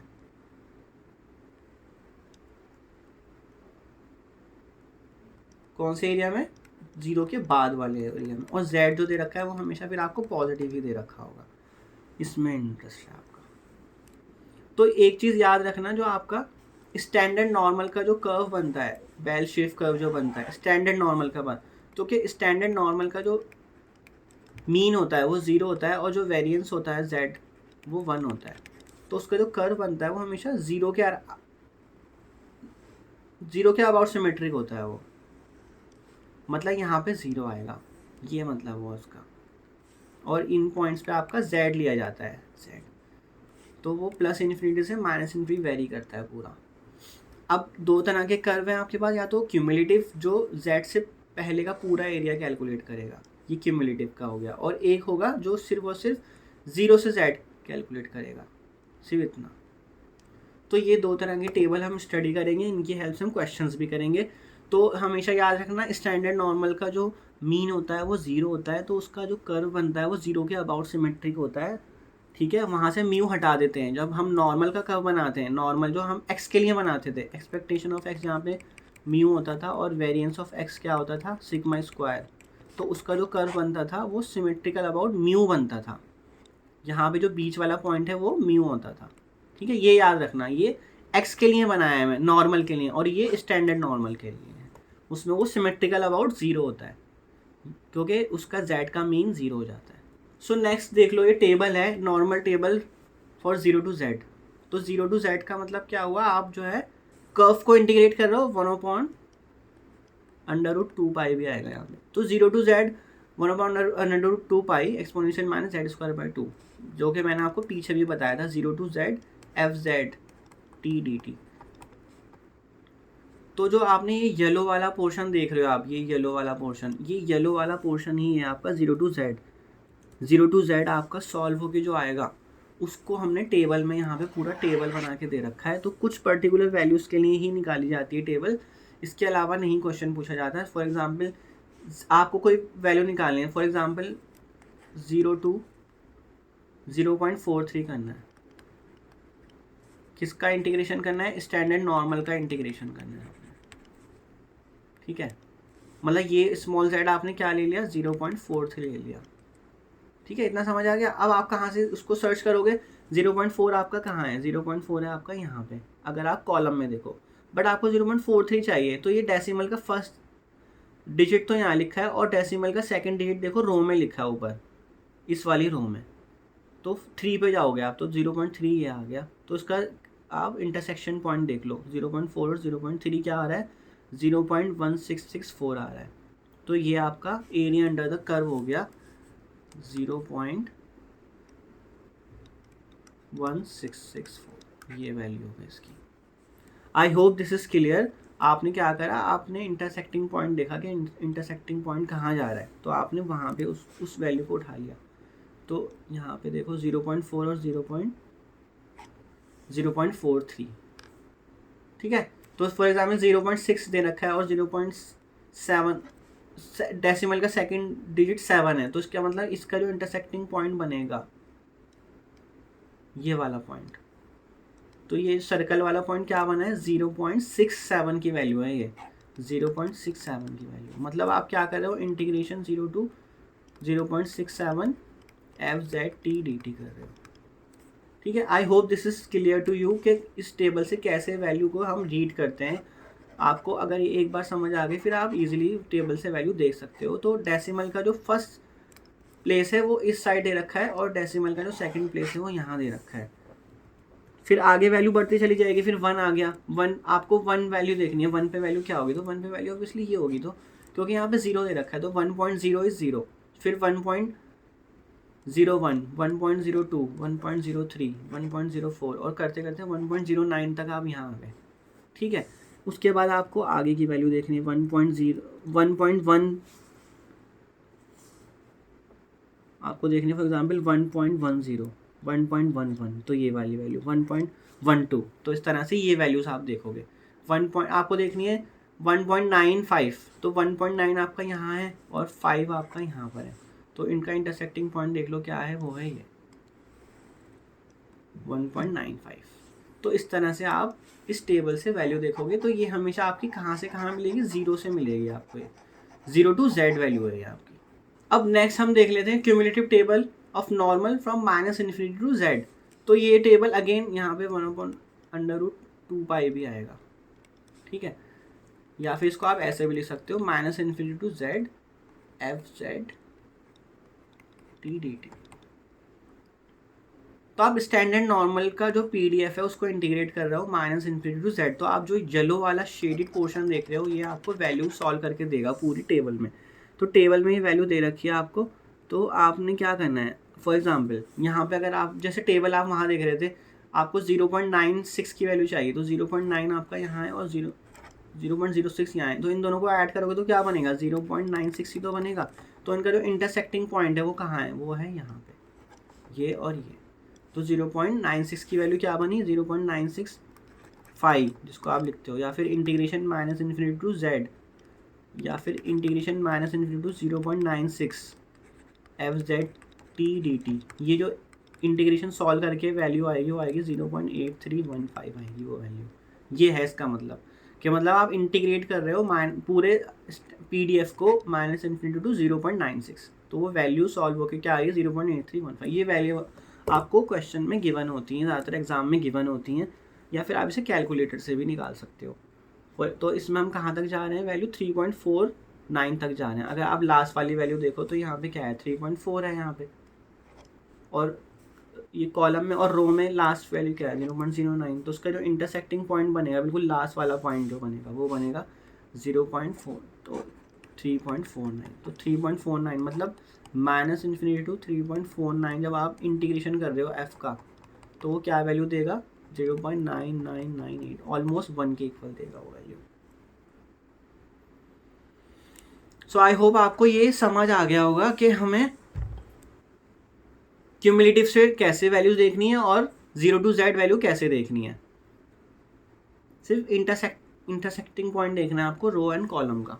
सो अब हम क्वेश्चन सॉल्व करना सीख लेते हैं ताकि हमें टेबल को यूज़ करना आ जाए। So find the probability that a random variable having a standard normal distribution will take on a value less than 1.72। तो ए पार्ट है आपका, मतलब आपको क्या निकालना है, स्टैंडर्ड नॉर्मल वैल्यू ही ले रहा है वो, यहाँ पे आपको एक्स में नहीं लिखना, आपको जेड में लिखना है, that is Z is less than 1.72, आपको ये वैल्यू निकालनी है। तो अगर आप 0 to Z, हम इसको इस वाले क्वेश्चन को सारों को 0 to Z वाली टेबल से ही करेंगे। ठीक है, तो आपका जो कर्व बनता है वो सिमेट्रिकल अबाउट 0 to 0 बनता है, और आपसे 1.72 तक की वैल्यू पूछी गई है, मतलब आपको ये वाला एरिया पूछा जा रहा है, तो ये वाली, और साथ में इसके पीछे का भी पूछा जा रहा है, क्योंकि Z जो है लेस देन 1.72, तो 1.72 से आपको पीछे सारी वैल्यू देखनी है। तो इसका मतलब मैं इसको अगर ब्रेक करके लिखना चाहूँ तो Z lying between 0 and -∞ and Z lying between 0 and 1.72। तो -∞ टू 0 क्या वैल्यू होगी, क्योंकि 0 के लेफ्ट हैंड साइड पे जितना भी एरिया है वो 0.5 है, क्योंकि कर्व 2 पार्ट में डिवाइड हो जाता है, वो 0.5 में, और Z 0 to 1.72 वैल्यू आप टेबल से देखोगे। तो क्योंकि 0 to Z की ही टेबल है तो मैंने इसको 0 to Z में रिड्यूस करा हुआ है, तो 1.72 सर्च कर लो आप कहाँ आएगा, तो 1.72 उसकी वैल्यू आएगी 45728, 45728। तो ये वैल्यू सम कर लो, आपकी वैल्यू आ जाएगी 95728। तो इसका आंसर ये बनेगा। नेक्स्ट पार्ट है बी लेस देन -0.88। तो आपको ये वैल्यू निकाल के बतानी है। तो सबसे पहले आप जब भी कोई क्वेश्चन हो ना, उसको आप हमेशा ग्राफिकली ड्रॉ करके देखो कि वो पूछ क्या रहा है, कौन सी वैल्यू पूछ रहा है। मतलब इससे पहले का रीजन पूछ रहा है वो, इससे पहले का रीजन क्या होगा, -0.88 से पहले का। तो जितना -0.8 से पहले का उतना ही, क्योंकि ग्राफ सिमेट्रिकल है। अगर मैं इसको इस लाइन के अराउंड फोल्ड कर दूं ग्राफ को, ये जो लाइन है बीच वाली, इस पूरे ग्राफ को फोल्ड कर दूं तो क्या हो जाएगा, आपकी सिमेट्रिकल वैल्यू से तो आएंगी, ये रीजन ही उठकर यहाँ आ जाएगा। तो जितना -0.8 से पहले होगा उतना 0.88 के बाद होगा रीजन।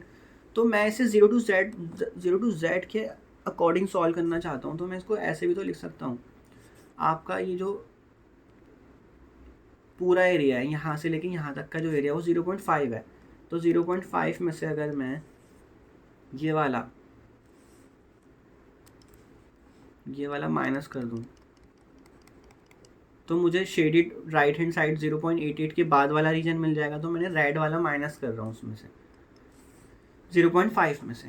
तो 0.5 में से जब मैं माइनस करूँगा, वो कौन सा वाला माइनस करूँगा, probability of z line between 0 to 0.88, ये वाला एरिया मैं माइनस कर रहा हूँ 0.5 में से।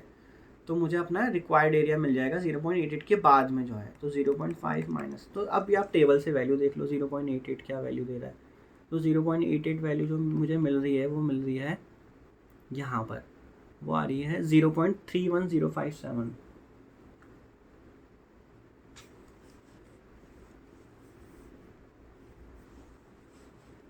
सो 0.31057।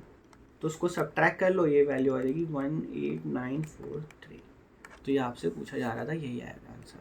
तो सी प्रोबेबिलिटी ऑफ बिटवीन 1.30 एंड 1.75, ये वैल्यू पूछी जा रही है आपसे। अब आप उसको ग्राफिकली सॉल्व करके देखो एक बार। जब आप इसको ग्राफिकली ड्रॉ करते हो तो आपको क्लियर हो जाता है। तो ये आपका नॉर्मल का कर्व बना लिया मैंने फटाफट से। तो 1.30 और 1.75 इसके बीच का पूछ रहा है भाई वो एरिया, मतलब ये वाला।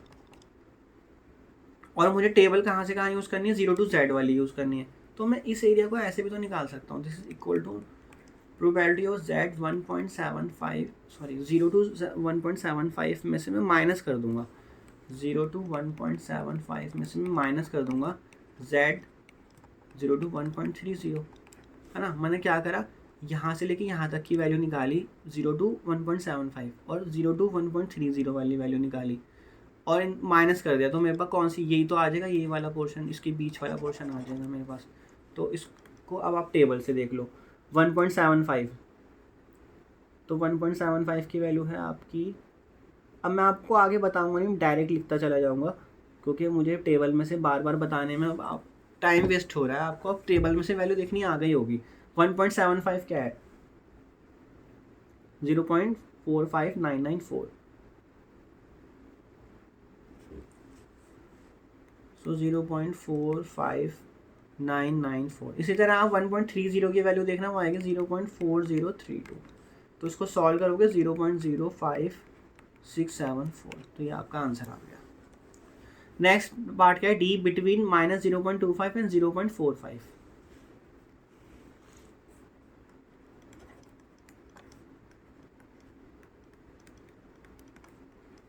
एंड 0.45, ये निकालना है आपने। तो इसको अगर आप ग्राफिकली देखो क्या पूछ रहा है वो आपसे, -0.25 इधर होगा और +0.45 यहाँ, इसके बीच का रीजन पूछ रहा है वो आपसे। तो जितना एरिया आपके पास 0.45 के आ रहा है और आपको -0.25 से 0 भी निकालना है, तो मैं उसको पॉजिटिव साइड भी तो ले जा सकता हूँ। मैं अब 0.25 अगर मैं ये वाला एरिया निकालूँ, ये एरिया इक्वल किसके होगा, जितना -0.25 से 0 तक का है उतना ही 0 से 0.25 तक का भी है। तो मैं पॉजिटिव, हमेशा पॉजिटिव साइड लेकर जाता हूँ चीज़ों को। क्यों, क्योंकि पॉजिटिव साइड में ही वैल्यूज़ दे रखी है आपको नेगेटिव साइड में वैल्यूज़ नहीं दे रखी। तो मैं क्या कर रहा हूँ देखो, इसको मैं ब्रेक करके कैसे लिख रहा हूँ देखो, z lying between 0 to 25 and z lying between 0 to 45। तो इसके इक्वल होगा ना ये वैल्यू।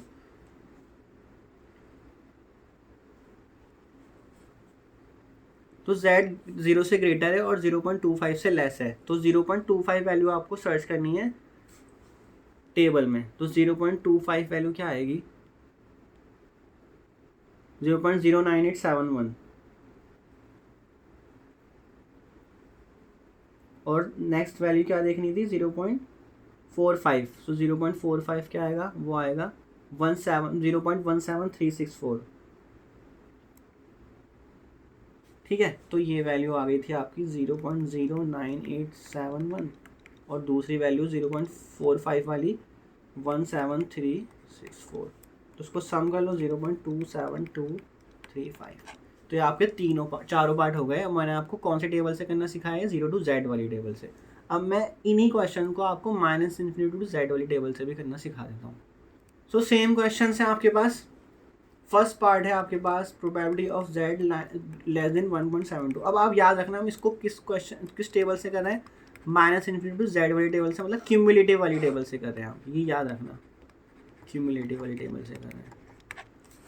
तो 1.72 से पहले का मतलब कि डायरेक्टली 1.72 की वैल्यू देखनी है, अब आपने कुछ ऐड नहीं करना। 0.5 1.72 से पहले का जितना भी रीजन बनेगा वो आपको कहाँ मिलेगी वैल्यू, वो सीधा आपको 1.72 पे ही मिल जाएगी। तो 1.72 कितना होगा, 1.72 पे आ जाओ आप, वो आएगा 0.9573। So 0.9573। B probability of z less than -0.88। अब आप देखो इसको, आपको कौन सी वैल्यू पूछी जा रही है, -0.88 से पहले वाली वैल्यू। और आपको पता है नेगेटिव में आप वैल्यू डायरेक्टली नहीं निकाल सकते, तो आप उसको पॉजिटिव में लेके चले जाते हो। जितना एरिया -0.88 से पहले उतना ही एरिया 0.88 के बाद है, क्योंकि ग्राफ आपका सिमेट्रिकल है। जितना लेफ्ट साइड पे जैसे ग्राफ बना है वैसे ही राइट साइड पे बना हुआ है। तो अगर आपको ये इतना पोर्शन, शेडेड पोर्शन निकालना है, मैं क्या करूँगा, मैं 1 में से, क्योंकि पूरे ग्राफ का area 1 and area under the curve जो है वो 1 है, 1 में से मैं कौन सी वैल्यू माइनस कर दूंगा, प्रोबेबिलिटी ऑफ z -∞ to 0.88, ये वाली वैल्यू माइनस कर दो। मतलब मैंने क्या करा, 1 में से ये वाली वैल्यू माइनस कर दी। इस 0.88 से पहले जितना भी कर्व के नीचे का एरिया था वो मैंने माइनस कर दिया, तो वो ऑब्वियसली कर्व के इस वाले एरिया का रीजन आ जाएगा। क्लियर। तो हमें क्या वैल्यू सर्च करनी है, z लेस देन 0.88, है ना। यही तो मतलब 0.88 से पहले का मतलब है -∞ to 0.88। तो 0.88 की वैल्यू आप टेबल में देखो, 0.88, तो 0.88 is coming out to be 0.8106। So 0.8106, तो ये बन गया 0.1894। ओके। थर्ड क्या था आपका, z लाइंग बिटवीन 1.30 एंड 1.75। तो इन दोनों के बीच में अब मुझे बताना है टेबल से देख के कि ये वैल्यू क्या बनेगी। तो आप देखो, आप क्यूमुलेटिव की टेबल यूज़ कर रहे हो, अब आपको हमेशा ये याद रखना है बस। तो 1.75 आपका यहाँ है और 1.30 आपका यहाँ है। तो अगर मैं 1.75 ये पूरा इसमें से 1.30 वाला माइनस कर दूँ तो क्या बचेगा, ये वाला ही तो पोर्शन बचेगा बस, मतलब ये वाला ग्राफ का ये वाला रीजन ही तो बचेगा। तो मैं इसको कैसे लिख रहा हूँ, z less then 1.75 minus z less then 1.30 करके लिख रहा हूँ। तो 1.75 आप टेबल से वैल्यू देखना, 1.75 की वैल्यू आएगी 0.9599 एंड 1.30 क्यूमुलेटिव टेबल से देखना 0.9032 आएगी। तो फाइनल वैल्यू क्या बनेगी, 0.0567। एंड फोर्थ आपका पार्ट था कि z लाइंग बिटवीन -0.25 एंड 0.45। तो जब भी ऐसी हो आप उसको ब्रेक कर लो, z लेस देन 0.45 में से माइनस कर दो z लेस देन -0.25। ठीक है ना।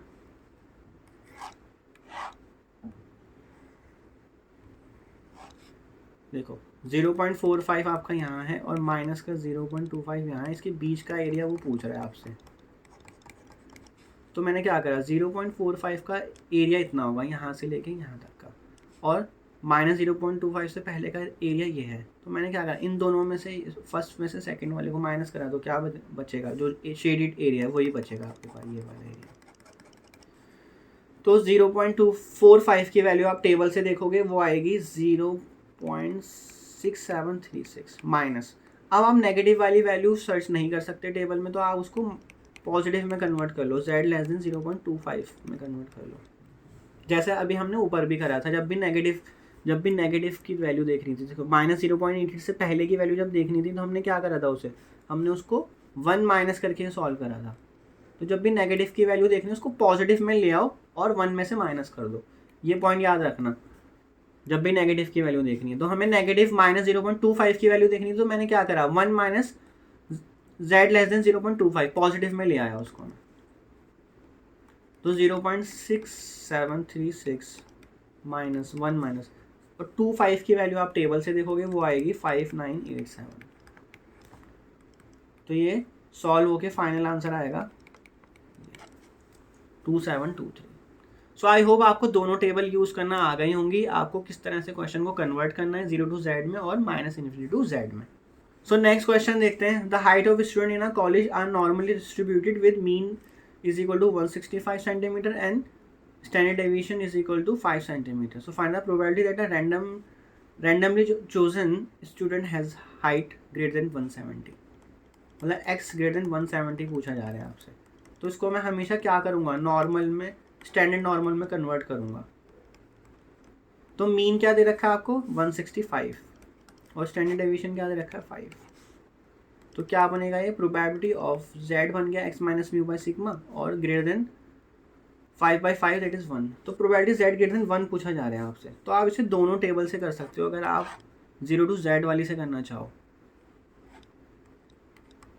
ये वाली टेबल से करना चाहो, तो वो 1 से ग्रेटर के लिए पूछ रहा है। 1 से ग्रेटर के लिए मतलब आपसे ये वाला एरिया पूछ रहा है। तो मैं इसे अगर इस तरह से लिख लूँ 0.5 minus z greater then 0 and less than 1, मतलब मैंने 0 से 1 के बीच वाला एरिया निकाला और 0.5 में से माइनस कर दिया, क्योंकि मैं सिर्फ और सिर्फ 0 के राइट हैंड साइड वाली टेबल ही यूज़ करना चाह रहा हूँ अभी। तो ये बन जाएगा, टेबल से आप कौन सी वाली 0 to z वाली टेबल देखोगे, अब आप, मैं इससे करना बता रहा हूँ आपको। तो 0.5 माइनस 0.34134, तो ये बन जाएगा आपका 0.1587। और आप चाहो तो इसको मैं दूसरी टेबल से भी बता सकता हूँ। आपको क्या निकालना है, -∞ to z वाली टेबल से, मतलब क्यूमुलेटिव वाली टेबल से probability of z greater then 1 निकालना है आपने, मतलब इसके बाद वाला एरिया निकालना है 1 के बाद।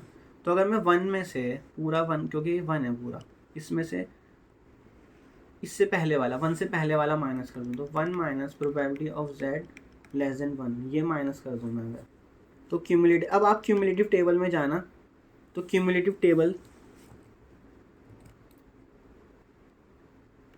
पे 1 की वैल्यू देखो, तो 1 पे वैल्यू क्या आ रही है 0.8413, तो 0.8413 पे आ जाओ आप, तो सब्ट्रैक्ट करो 0.1587। सो आई होप आपको दोनों टेबल यूज़ करनी आ गए होंगे, अब आप कोई से भी टेबल यूज़ करके क्वेश्चंस को लगा सकते हो। सो क्वेश्चन नंबर 2 देखते हैं।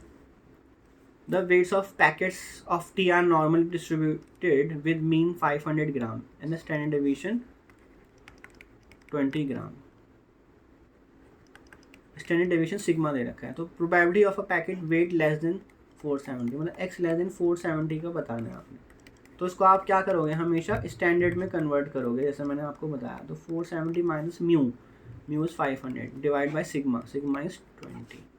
तो ये क्या बनेगा, probability of z less then, तो -30/20, तो -1.5 बन जाएगा। तो आपको अगर मैं 0 to z वाली टेबल से करना सिखाऊं उसको, आपसे ये पूछ रहा है -1.5 के बाद क्या होगा।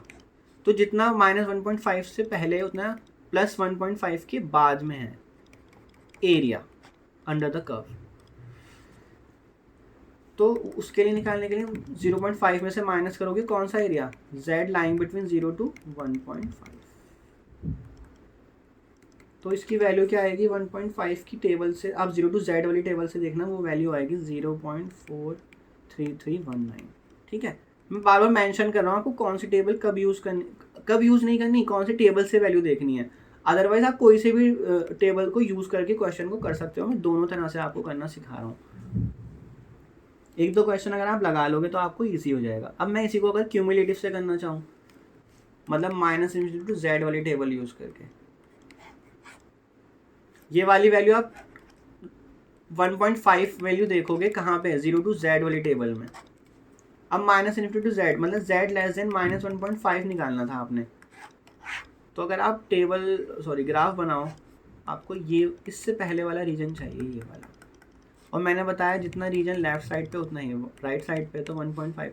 तो मैं 1 में से कौन सा माइनस करूँगा, 1.5 से पहले वाला रीजन माइनस करूँगा, क्योंकि मैं अब क्यूमुलेटिव को यूज़ कर रहा हूँ तो उसमें हमेशा 1 आ जाता है पूरा एरिया अंडर द कर्व। तो कौन सा माइनस कर रहा हूँ मैं, Z लेस देन 1.5 तो 1 माइनस। अब आप क्यूमुलेटिव पे जाना, क्यूमुलेटिव की टेबल पे 1.5 सर्च करना, तो 1.5 जो आपको मिलेगा 0.9332 मिलेगा। तो 1 में से माइनस करोगे तो वो बन जाएगा आपका 0.0668। तो देख लो दोनों की वैल्यू सेम ही आ रही है ऑलमोस्ट। ठीक है, वो डिपेंड करता है कितने डेसिमल प्लेस तक आपको वैल्यू दे रखी है। सो नेक्स्ट क्वेश्चन देखते हैं। The time taken by a candidate to complete a test is normally distributed with mean 50 and standard deviation 5. So find the probability that a candidate finishes the test between 45 and 60 minutes. मतलब वो x के लिए पूछ रहा है, 45 and 60 minutes के बीच में complete करता है, ये पूछ रहा है। तो आप क्या करोगे इसे, 45 माइनस म्यू बाई सिग्मा, ये सब करोगे आप इसको। सबसे पहले हमें क्वेश्चन को स्टैंडर्ड में कन्वर्ट करना है, 60 माइनस म्यू बाई सिग्मा। तो क्या बनेगा ये 45 minus 50 by 5 less than Z than less than 60 minus 50 by 5, ये बन गया। अब 45 माइनस 50 माइनस 1 Z और 2, ये बन गया। अब अगेन कौन सी टेबल से आप इसको करना चाहते हो, तो अगर आप इसे 0 टू Z वाली टेबल से करना चाहते हो तो उससे भी कर सकते हो। तो आई होप आपको अब मुझे बार बार दो तरह से क्वेश्चन कराने की ज़रूरत ना ही पड़े, आप एक ही को फॉलो कर लो, वो भी इनफ है। तो -1 to 2 ये पूछ रहा है वो आपसे, ये एरिया पूछ रहा है। तो भाई मैं इसे ऐसे भी तो कर सकता हूँ, जितना -1 to 0 है जितना, उतना 0 to 1 भी तो होगा, 0 to 1। ये वाला एरिया में मैं ऐड कर दूँ कौन सा बताओ, अगर मैं इसमें 0 to 2 ये वाला ऐड कर दूँ तो बन जाएगा ना मेरा, क्योंकि सिमेट्रिकल है। मैं हमने एरिया को हमेशा उठा के कहाँ ला रहा हूँ, राइट साइड पे। तो मैं इसे ऐसे लिख रहा हूँ, देखो आपको समझ आ जाएगा। 0 to 1 और उसमें ऐड कर रहा हूँ 0 to 2 वाला एरिया को। तो टेबल से 1 की वैल्यू देखो, कौन से वाली टेबल से देखोगे, 0 to Z वाली टेबल से। तो 0 to Z वाली टेबल से 1 पे वैल्यू सर्च करना, 1 पे वैल्यू मिलेगी आपको 0.34134 और 2 पे वैल्यू मिलेगी 0.47725। ऑब्वियसली 2 पे वैल्यू ज़्यादा ही आएगी क्योंकि आप राइट साइड पे शिफ्ट कर रहे हो। तो 0.81859। तो सर आप क्यूमुलेटिव वाले से खुद ट्राई करना और देखना कि मैच करके कि आपका आंसर सही आ रहा है कि नहीं आ रहा। सो क्वेश्चन नंबर 4 देखते हैं। तो x फॉलो कर रहा है normal distribution with mean 50 and variance 10, क्योंकि 10 स्क्वायर दे रखा है तो उसका मतलब वो वेरिएंस है। तो सिग्मा इज इक्वल टू 10 हो गया। तो आपको क्या निकालना है, प्रोबेबिलिटी x ग्रेटर देन 40। तो x minus mu by sigma, तो x मतलब 40 माइनस म्यू बाई सिग्मा 10 हो गया। तो z is greater than -10 by 10 -1। तो z ग्रेटर देन -1 के लिए पूछ रहा है। तो आ जाते हैं 0 to Z वाली बना के देखते हैं ग्राफ। तो ग्राफिकली आप हमेशा करना, अप्रोच ग्राफिकली ही रखना तो इजीली कर लोगे। तो z ग्रेटर देन -1 मतलब -1 के बाद वाला एरिया पूछ रहा है भाई, ये पूरा एरिया पूछ रहा है वो। तो ये एरिया भाई अगर आप देखो 0 के बाद वाला एरिया तो पूरा 0.5 ही है ना, और ये वाला एरिया किसके सिमेट्रिक है, जितना एरिया आपका 0 to 1 में होगा, जितना एरिया 0 to 1 में उतना एरिया -1 to 0 में, क्योंकि ग्राफ आपका सिमेट्रिकल है। तो मैंने इसको ब्रेक कर लिया दो पार्ट्स में। 0.5 sorry and z lying between 0 to 1। Simple हो गया ये। तो 0.5 राइट हैंड साइड वाला एरिया है और 0 to 1 पे वैल्यू आप देख लेना 0 to z वाली टेबल से 1 पे वैल्यू क्या आ रही है, वो आएगी 0.34134। तो ये बना 0.84134।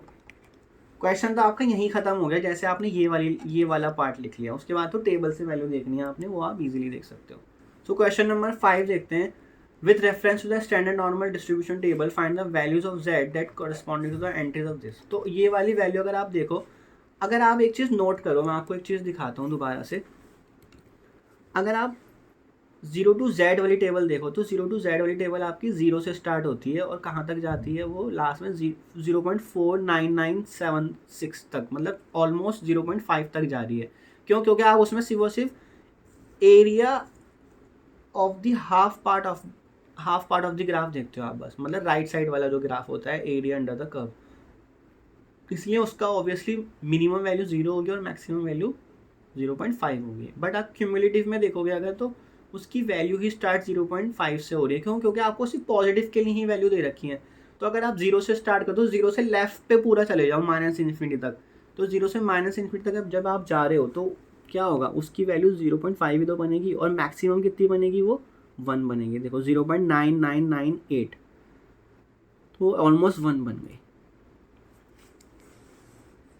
देखो 0 to z में आप हमेशा राइट हैंड साइड वाला 0 से यहाँ का देखते हो एरिया, तो मैक्सिमम एरिया कितना होगा, 0.5 होगा और मिनिमम 0 होगा। बट क्यूमुलेटिव में क्या देखते हो, ये आपका 0 to z था। अब आप जब क्यूमुलेटिव में देखते हो माइनस इन्फिनिटी टू z, ठीक है, उसमें आपने हमेशा वैल्यू पॉजिटिव के लिए दे रखी होती हैं, लेकिन 0 से पहले कितना रीजन है, 0.5 है, तो इसलिए वो स्टार्ट ही 0.5 से होती है।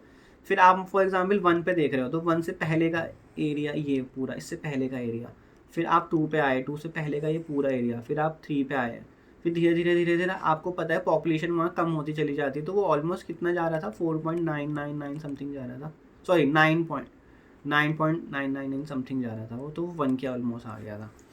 ठीक है ना, लास्ट वैल्यू क्या आ रही थी, 0.99998 आ रही थी, सॉरी 0.99, क्योंकि 1 होता है ना, 0.99998, तो वो अप्रॉक्सीमेटली 1 हो जाएगा। तो 0.3512 वैल्यू आपसे पूछी जा रही है कि ये एरिया आपको दे दिया है, इसके कॉरेस्पॉन्डिंग में पूछ रहा है कि z की वैल्यू क्या होगी। तो आप क्या करोगे, एरिया सर्च करो 0.3512, कौन सी टेबल में, 0 to z वाली टेबल में। सो 0.3512,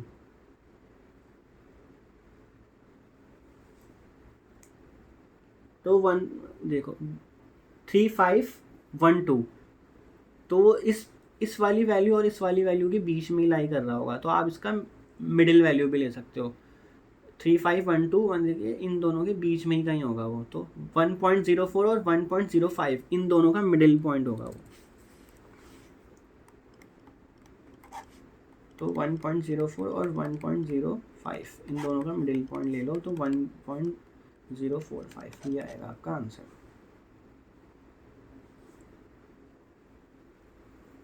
और अगर आप इसको क्वेश्चन को क्यूमुलेटिव में सर्च करना चाहते हो, क्योंकि आपको पता है कि क्यूमुलेटिव में वैल्यू 0.5 से बड़ी ही होती है, तो इसका मतलब आपको इसमें 0.5 ऐड करना पड़ेगा।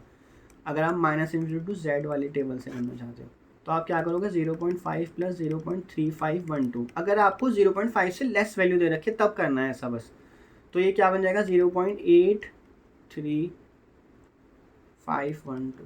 अब 0.83512 आप कौन सी टेबल में देखोगे, आप देखोगे वो माइनस इन्फिनिटी टू z वाली टेबल में।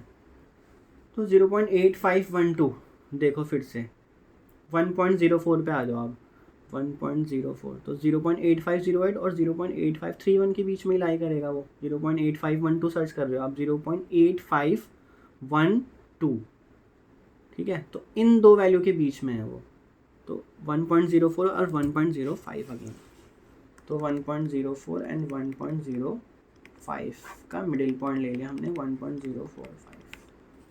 ये आपका ए पार्ट हो गया। अब सिमिलरली बी पार्ट, तो अगर आप 0 to z वाली टेबल से करना चाहते हो, किसको सर्च कर रहे हो, 0.2533 को,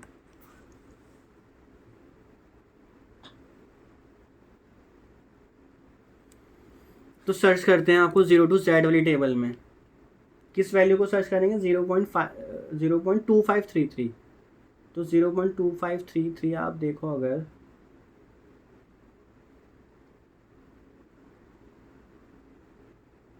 0.68 पे आ जाओ आप, 0.2533 तो 0.68 और 0.69 के बीच में कहीं होगा वो। तो बस 0.68 और 0.69 का मिडिल पॉइंट ले लो आप, 0.68 और 0.69 के बीच का मिडिल पॉइंट ले लो तो 0.685। तो ये आप Z सर्च कर रहे हो, मतलब कि आपने क्या सर्च कर लिया, probability of Z lying between 0 to 0.685 is approximately equal to 0.2533। ये सर्च करा है आपने, समझ आया आपको। अब माइनस इन्फिनिटी टू Z में चले जाते हैं। तो माइनस इन्फिनिटी टू Z में जब भी आप 0.5 से लेस वैल्यू को सर्च कर रहे हो तो उसमें आपको 0.5 ऐड करना पड़ेगा। तो क्या बनेगा 0.7533। तो सर्च करते हैं 0.7533 माइनस इन्फिनिटी टू Z वाली टेबल में 0.7533। तो वो भी वैल्यू वहीं मिलेगी, 0.68 पे ही मिलेगी। देखो 0.7533 तो वो 0.68 और 0.7517 और 0.7549 के बीच में ही कहीं होगी वो वैल्यू। तो 0.68 और 0.69 का मिडिल पॉइंट मिल गया आपको।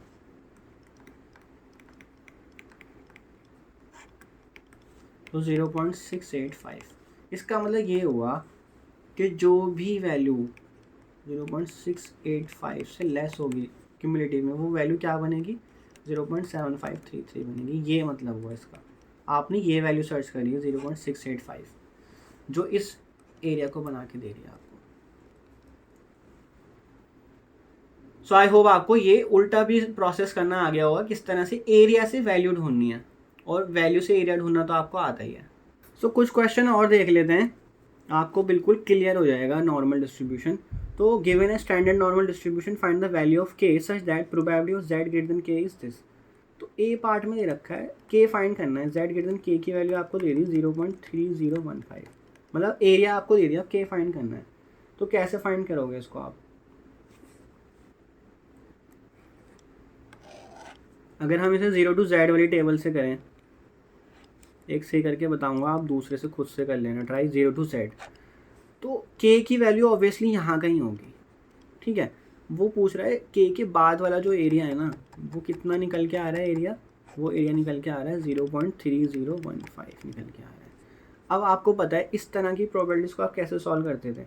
अगर आपको के बाद वाले एरिया निकालना है तो किस तरह आएगा 0.5 minus Z greater then 0 and less than के, वो आएगा निकल के 0.3015। ये निकल के आएगा वो एरिया, है ना। मैंने क्या करा, पूरे में से 0.5 में से 0 to K वाला माइनस कर दिया, तो ऑब्वियसली ये वाला पार्ट बचा मेरे पास। तो इसको राइट साइड पे ले जाओ और उसको लेफ्ट साइड पे ले जाओ, तो आपका बन जाएगा 0.5 माइनस 0.3015। तो इसको सॉल्व करो, इसको सॉल्व करके आएगा ये 0.1985। अब आपने क्या करना है, 0.1985 सर्च करना है, कौन सी टेबल में, 0 to Z वाली टेबल में, ठीक है ना। 0 to Z वाले से कर रहे हैं हम इसको। 0.1985 0.1985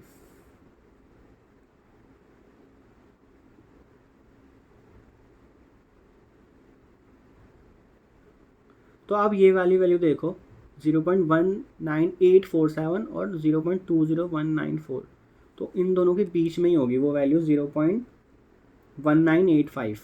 तो क्या वैल्यू है वो 0.52 उठाना है आपको और 0.53 उठाना है,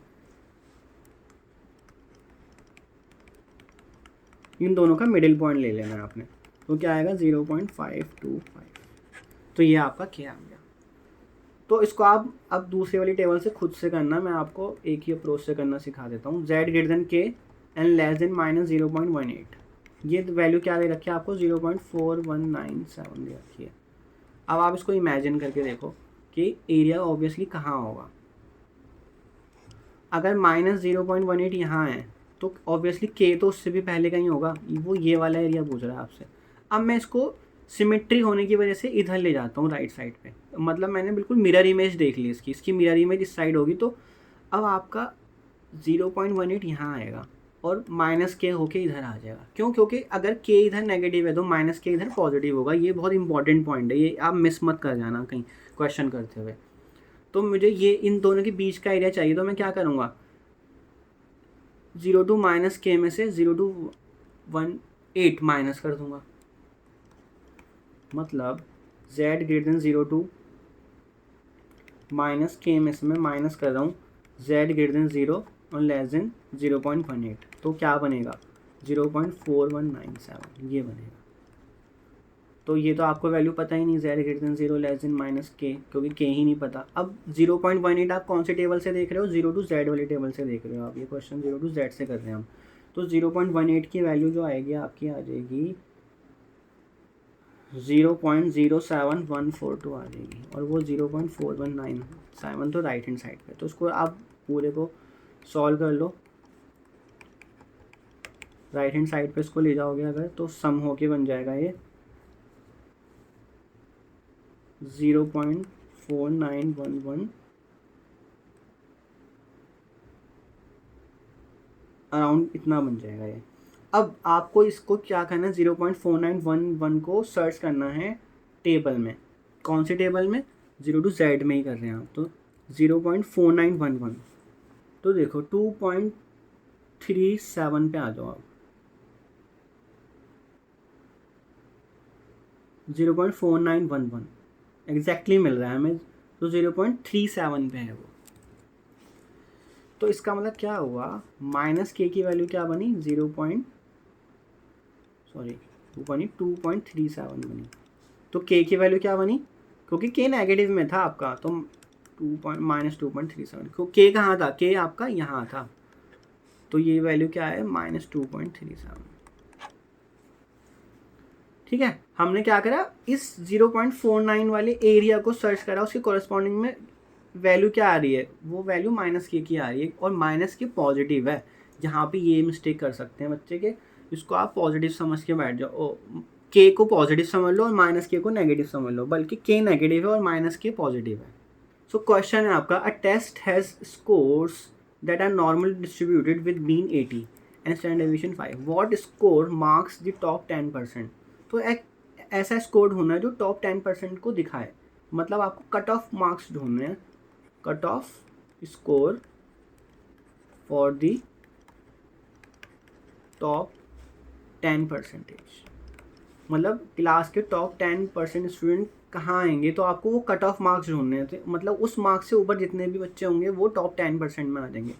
तो ये परसेंटाइल का भी क्वेश्चन बन गया, मतलब आप 98th परसेंटाइल ढूंढ रहे हो, वो मार्क्स ढूंढ रहे हो जो 90th परसेंटाइल हो। 90th परसेंटाइल का मतलब क्या होता है कि जितने भी आपने मार्क्स ढूंढे, उस मार्क्स के बाद फॉर एग्जांपल 80 मार्क्स है, उससे नीचे 90% पॉपुलेशन होगी क्लास की, और उससे ऊपर 10% पॉपुलेशन होगी। अगर आप 98th परसेंटाइल ढूंढ रहे हो, परसेंटाइल का मतलब होता है आपसे नीचे 90% स्टूडेंट आ गए।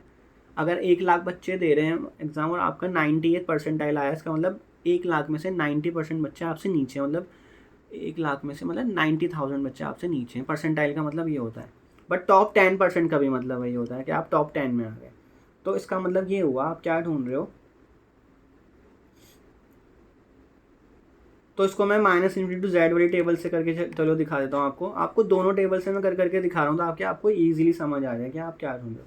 तो probability of z less than alpha is equal to 0.90। 98th percentile का मतलब आपको क्वेश्चन को इस तरह से करना है कि उस स्कोर से पहले जितने भी होंगे वो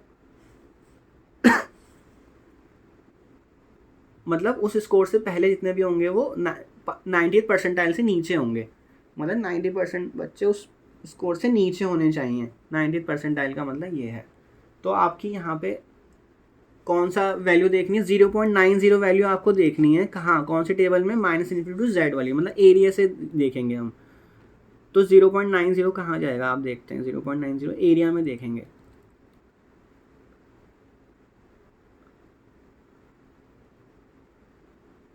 सो 1.28 देखो आप, तो 0.8997, तो अप्रॉक्सीमेटली बिल्कुल ये 0.90 ही बन रहा है। तो 1.28 वैल्यू आ गई इसकी, किसकी, अल्फा की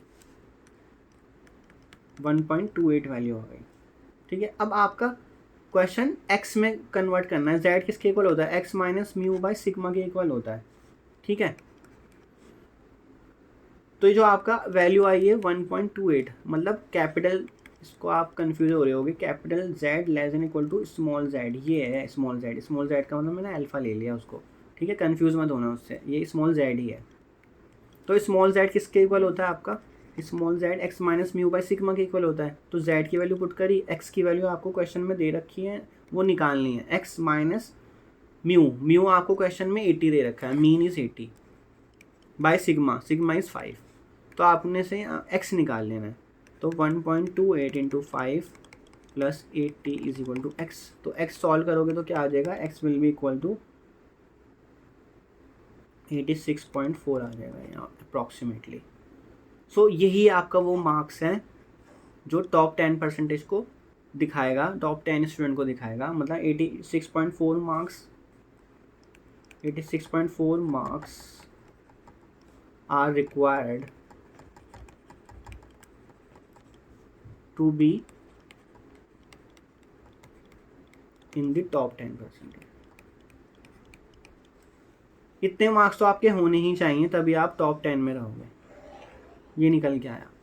ठीक है, तो इस वाले क्वेश्चन को भी आप 0 to Z वाले से कोशिश करना, उससे भी ये सॉल्व हो जाएगा इजीली, कोई दिक्कत नहीं आएगी आपको। तो आज का लास्ट क्वेश्चन देखते हैं। The saving bank account of a customer showed an average balance of $150 and a standard deviation of 50। मतलब mu is 150 and sigma is 50। Assuming that the account balance are normally distributed. तो बार बार ये लिखता भी है question में कि वो पॉपुलेशन जो है वो नॉर्मली डिस्ट्रीब्यूटेड है, मतलब नॉर्मल को फॉलो करती है। तो find what percentage of account are over 200। तो फर्स्ट पार्ट है आपका probability of x greater than 200। तो आप कैसे करते हो उसको, x minus mu by sigma, standard normal में कन्वर्ट करके करते हो। तो 150 माइनस करा और सिग्मा से डिवाइड कर दिया, दैट इज 50। तो probability of z greater then 1 आ गया। तो आपको कभी कभी क्वेश्चन में ना इस तरह से कुछ वैल्यूज गिवन होती हैं, तो आप वहाँ से देख के कर सकते हो। तो प्रोबेबिलिटी z ग्रेटर देन 1 तो आपको नहीं डायरेक्टली दे रखा, आपको ये दे रखा है z लाइन बिटवीन 0 to 1। और आपको निकालना क्या है, देखो किस स्मार्टली आपको निकालना है, आपको z ग्रेटर देन 1 के लिए निकालना है, मतलब ये वाला एरिया निकालना है आपको। ठीक है, तो ये वाला एरिया निकालने के लिए मैं ये वे 0.5 में से कौन सा वाला माइनस कर दूँ, z greater then 0 less than 1 वाला माइनस कर दूँ, तो मेरा सॉल्व हो जाएगा। और वो वैल्यू आपको दे रखी है क्वेश्चन में, मतलब वो दे रखी है 0.3413, ये दे रखी है ना आपको वैल्यू। तो आपने इसको यूज़ कर लिया। आपको इस तरह से अपने क्वेश्चन को कन्वर्ट कर लेना है। अब कोई सी भी हो सकती है, वो 0 to Z वाली भी हो सकती है, बट ये वाली 0 to Z टेबल में दे रखी है आपको वैल्यू, मतलब ये 0 to Z में दे रखी है 0 to 1। तो ये सॉल्व होके आ जाएगा आपका 0.1587। ठीक है, फर्स्ट पार्ट हो गया। Second, x line between 120 and 170। तो उसको कन्वर्ट करते हैं पहले स्टैंडर्ड में। तो 120 minus mean divide by standard deviation less than z less then 170 minus mean divide by standard deviation. तो ये क्या बनेगा, probability of minus 0.16 less than z less then 0.4 बनेगा। अब इसको मैं कैसे कन्वर्ट कर सकता हूँ, क्योंकि मुझे दिखाई दे रहा है क्यूमुलेटिव की वैल्यू दे रखी है अब आपको। तो क्यूमुलेटिव में कन्वर्ट करने के लिए हम क्या करते हैं, z लेस देन 0.4 में से मैं माइनस कर दूँ z लेस देन माइनस 0.6, है ना। देखो क्यूमुलेटिव कैसे काम करता है, आपको minus 0.6 minus 0.6 line between minus 0.6 and 0.4 ये निकालना है आपको, ये वाला रीजन निकालना है। तो मैंने क्या करा, 0.4 से पहले का जितना भी रीजन है, जितना भी एरिया है, उसमें से मैं माइनस कर रहा हूँ माइनस 0.6 से पहले का जितना भी एरिया है। तो बचेगा क्या, यही तो बचेगा। तो देखो मैंने उसको उसी फॉर्म में लिखा है, 0.4 से पहले जितना भी है, 0.4 से पहले जितना भी है उसमें से माइनस कर रहा हूँ जितना भी माइनस 0.6 से पहले है। अब z लेस देन 0.4 की वैल्यू आपको ऊपर दे रखी है, वो दे रखी है 0.6554 minus z less then minus 0.6 भी दे रखी है डायरेक्टली। 1 माइनस करके नहीं करना पड़ रहा आपको, ये 1 माइनस करके करना पड़ रहा है और मैंने आपको सिखाया भी है वो कैसे होता है। तो ये फाइनली सॉल्व होके आ जाएगी आपकी 0.3811। अब लास्ट पार्ट देख लो, लेस देन 75, मतलब x लेस देन 75 पूछ रहा है वो, तो आपने सबसे पहले स्टैंडर्ड में कन्वर्ट कर लेना है। x minus mu by sigma is less than 75 minus 150 by 50, तो ये बन जाएगा probability of z less then minus 1.5। अब देखते हैं हमें वैल्यू क्या दे रखी है। z 0-1.5 के बीच में दे रखा है जो आपको क्वेश्चंस में वैल्यू गिवन है, तो उसका मतलब 0 to z वाली टेबल से बनाना है आपने question. z less then minus 1.5 मतलब ये वाला रीजन चाहिए, तो यही रीजन आपका राइट साइड पे ये होगा 1.5 के बाद वाला। तो अब मैं क्या करूँगा, 0.5 में से अगर मैं माइनस कर दूँ z0 एंड 1.5, क्या करा 0.5 ये पूरा है, इसमें से मैंने माइनस क्या करा 0 to 1.5 वाला माइनस कर दिया, तो बचेगा तो यही ना। तो ये सिमेट्रिकल कॉन्सेप्ट लगा रहा है, जितना रीजन यहाँ है उतना ही रीजन यहाँ पर है। और ये वैल्यू आपको ऊपर क्वेश्चन में गिवन है, वो क्या है 0.4332, तो 0.4332, तो क्या बन जाएगी वैल्यू माइनस करने के बाद 0.0668। सो आई होप आपको normal distribution, standard normal distribution, 0 to z table and cumulative table ये सब समझ आ गया होगा। और मैंने आपको बहुत डिफरेंट टाइप के क्वेश्चन करने सिखा दिए। मैंने आपको 0 to z और माइनस इनटू z दोनों तरह से भी करने सिखाया। फिर मैंने आपको कुछ वैल्यूज गिवन दे दी उससे भी करना सिखाया, ग्राफिकल अप्रोच भी सिखाई, परसेंटाइल वाला भी क्वेश्चन सिखा दिया। तो आई होप आपको अब नॉर्मल के क्वेश्चन करने में कोई प्रॉब्लम नहीं आएगी। तो इसको अच्छे से देखिए, काफ़ी लंबी वीडियो बन गई है, इसमें पूरा नॉर्मल आपका कवर हो गया है। तो अच्छे से प्रैक्टिस आपको करनी ही पड़ेगी, वरना आप माइनस इन्फिनिटी टू z और 0 to z में कंफ्यूज हो जाओगे बहुत ज़्यादा। तो आप अच्छे से प्रैक्टिस करो, तभी आपको समझ आएगा। सो फिर मिलेंगे नेक्स्ट वीडियो में। Thank you so much.